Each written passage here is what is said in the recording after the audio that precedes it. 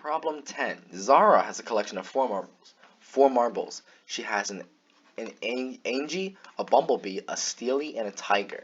She wants to display them on a shelf in a row, but does not want to put steely and tiger next to each other in the row. And how many ways can she do this? Well, when I first read this question, my mind immediately jumped to complementary counting. Complementary counting is where you count the cases that you don't want, and you subtract it from the total number of cases. Well, so what are the total number of cases, right? The total number of cases is basically how many permutations of A, B, S, T are there? Well, think of it like this. I have four possible slots to put four marbles. In the first slot, I can put A, B, S, or T.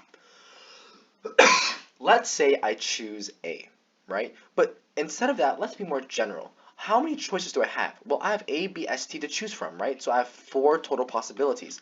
Let's say I just so happen to choose the A. Well, if I chose the A, then the second slot will only have B, S, T.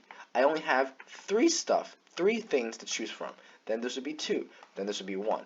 Since this is an AND relationship, meaning that after we choose this one, we must choose this one and this one and this one. It means that we must multiply them together.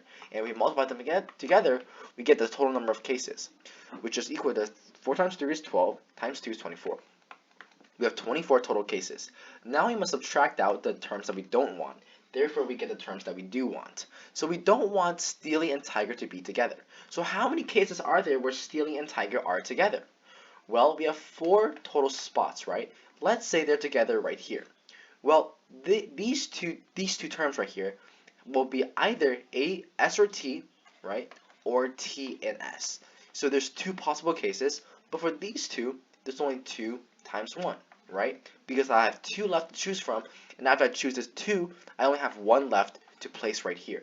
So I have 2 times 2 times 1 for the first case. What about the second case? The second case is where they're in the middle. Well, that's the exact same thing, right? It's just that I swapped the positions a little bit. And then we have another case where it's the last 2. So this, right, has to be times 3, because we have 3 total subcases. So we have 3 times 2 times 2, which is 12. We have a total of 12 cases that we don't want, so subtract out 12, we get 12, bringing you to answer choice C.